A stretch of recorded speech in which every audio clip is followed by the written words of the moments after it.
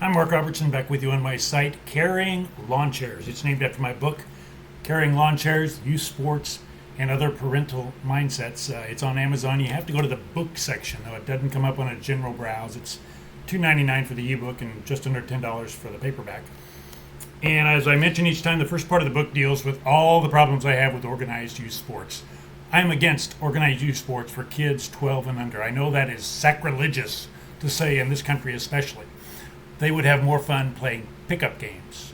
Like Yogi Berra said, he would much rather have a player who played sandlot baseball and batted 40 times a day rather than a little leaguer who batted maybe 4 times on a weekend. So that's my contention, and I think I think it's dysfunctional, and we're going to talk about that today. It's kind of an amazing story I heard. And the second part of the book deals with all sorts of other issues related to young people and the things they face these days in government schools and pushing perversion on them and drugs and sex and so much else. And so I have a fellow employee. I work at a civic center and an events center. And a fellow employee is in charge of the leagues, these baseball leagues, little leagues, and things like that. And he has done a similar type of work, and he did it during the China virus. And unbelievable. During that time, they continued with the games, but they didn't allow parents in the stands. And they continued to play the games. And he said it was amazing. The teams that really weren't that good, they started playing better. And they were having fun. He didn't say that they totally started dominating the league, but there was a noticeable change in all the teams. They didn't have the screaming parents in the stands telling them what to do during the games because they want to lift their self-worth. It was all about their self-worth and not about their kids. And that is my main point in my book, Carrying Lawn Chairs, in the section where I talk about youth sports. Youth sports, organized youth sports in this country is not for the kids. It's for the parents. It's for the people who make money off them. I have no problem with the free market and people making money. It's not about the kids. I oppose the Little League World Series. I think it's ridiculous. These kids, they take them there. Oh, the parents, this is the greatest thing ever. We go, we get our hotel rooms, and our kids play in the Little League World Series. I mean, it's almost child abuse, in my opinion. They're on ESPN, and they treat it like it's a real deal. And these kids, they're afraid to make mistakes. There are a lot of good players in this. And these coaches, it's their life. And it's just, in my opinion, unnecessary is the word. These kids aren't having fun. Let them go play pickup games. And adults can play with them too. They can pitch. Let them play pickup games. That's where they have fun. I've been involved with kids playing pickup games. I had nephews and all that, and we'd go out to the park and I would pitch. And they would play these games where we couldn't hit it to right field or you have various rules. We'd play hour after hour. And it was fun. And they had fun. And then you'd go to they played a few leagues, like when they were young, 8, 9 years old. And I'll never forget, I was at one game. And first of all, the parents were driving you crazy. But there was this one guy standing up at the fence. And every at bat, he would be giving instruction. He wasn't a coach to the players. Okay, you swung a little bit over that, swing down lower. All this, every batter. And nobody thought it was that strange. It's crazy. Organized youth sports is crazy. I know this goes against conventional wisdom, it goes against everything, but it's about the adults. The adults getting their needs of self-worth met. The coaches who want to be Vince Lombardi and football and all these other things, and it's about them. And these adults, they'll talk about it like it's the major leagues, like their scouts. Well, we have this guy on this team next year, and you have him. I think it'd be a better situation. And but the story is that these were still organized leagues, and but these were just kids out there playing, and the parents weren't in the stands, and the kids were playing better. So basically, it was a pickup game, and you still had the managers there and the umpires and things like that, I'm sure. So it wasn't ideal, but you didn't have the screaming parents in the stands. And yes, I am condemning those parents. They call them hockey parents or Little League parents or whatever. I think it's pathetic that these parents sit in the stands and scream. I mean, I've seen this on T-ball. You've got, first of all, there's a league now I heard about that there's 3-year-olds, a 3-year-old league for T-ball. That is insane. I mean, you have the parents in the stands yelling at 3-year-olds, telling them to run to first base. They don't know what they're doing. It is just madness. It's all about getting their kids started young so they'll have an advantage, so they'll be able to play high school and college and Major League Baseball. And these parents, it's a lack of self-worth on their part.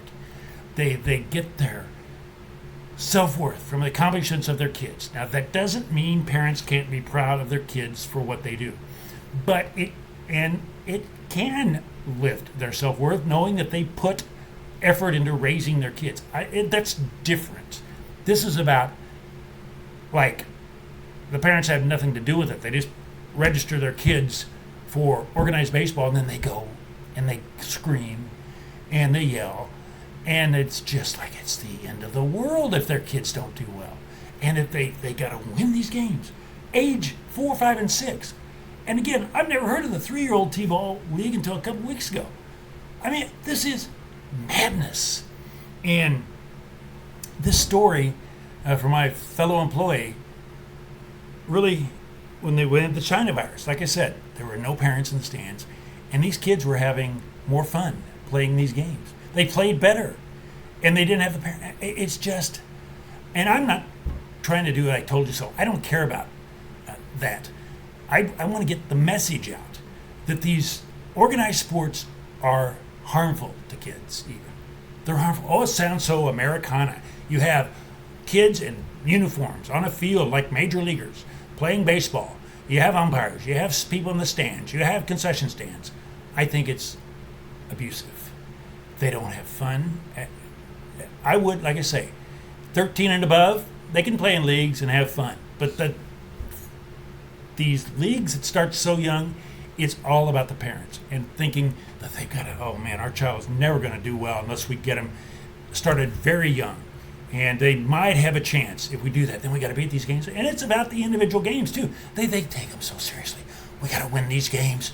And then the other angle is, well, they keep trying to make changes to it so the kids will have fun. There's people that say, well, we got to have fun. So they do all these changes.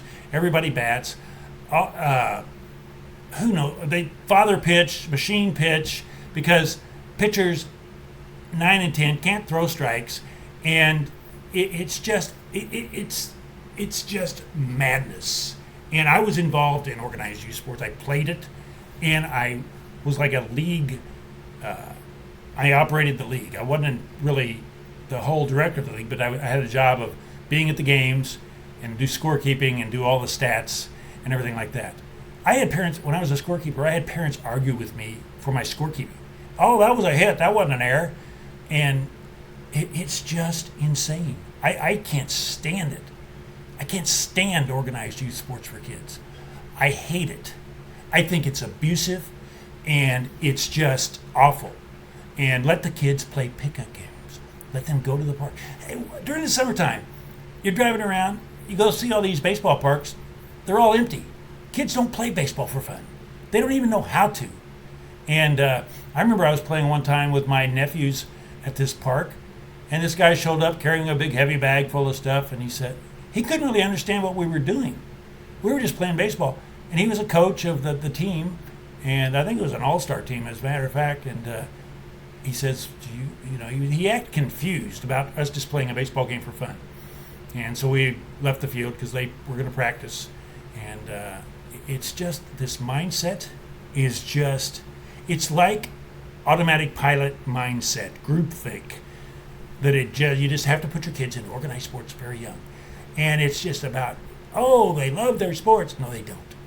And parents put their kids in all this stuff so young. I talked last week about putting kids in dance at age 3 and cheerleading at age 3 and all of this stuff.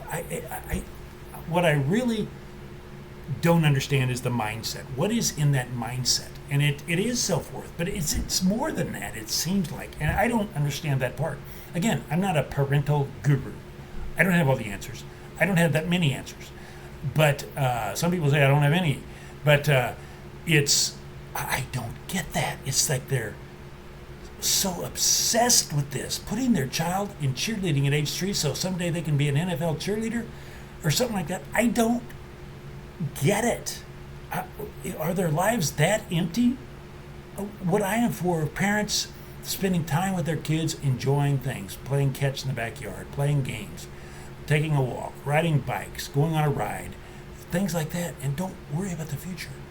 I mean, yes, you can make some plans, and if you enjoy playing some baseball pickup games, maybe when you get older you can try out for a team. And they say, well, they're never going to learn all these things, how to play them. Baloney. They can learn that. They'll be better if they play pickup games. Like I said, how many times have I pointed out all these great Hall of Famers who never played Little League? I mean, how did Hank Aaron might be the most dangerous hitter in the history of baseball?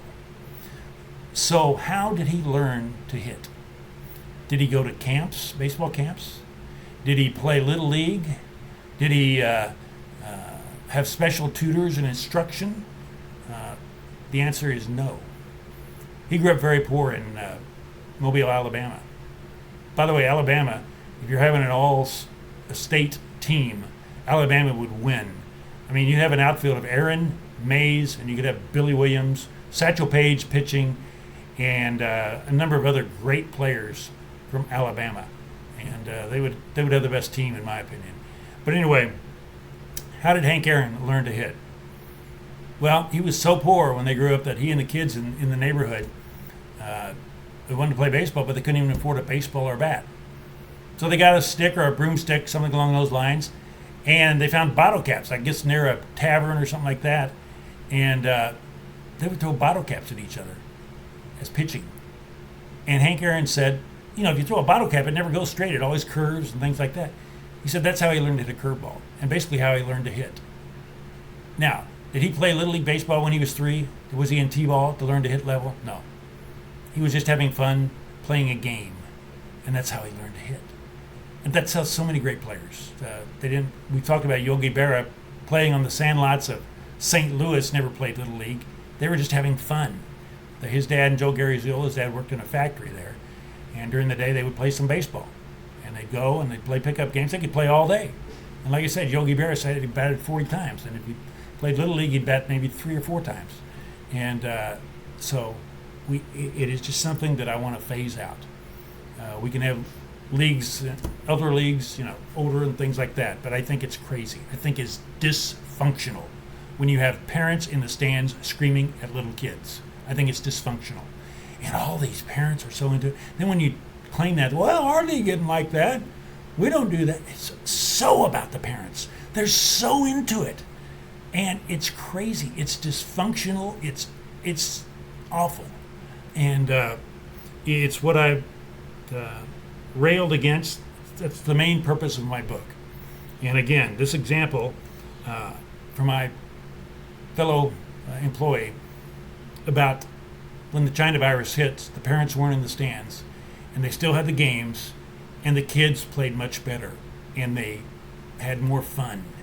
It still wasn't perfect. It was still somewhat organized, but it just says right there, with the parents in the stands, the kids are afraid to make mistakes. They're afraid. Everything is defensively. They don't want to make outs, and it's crazy. And these Little League sports also,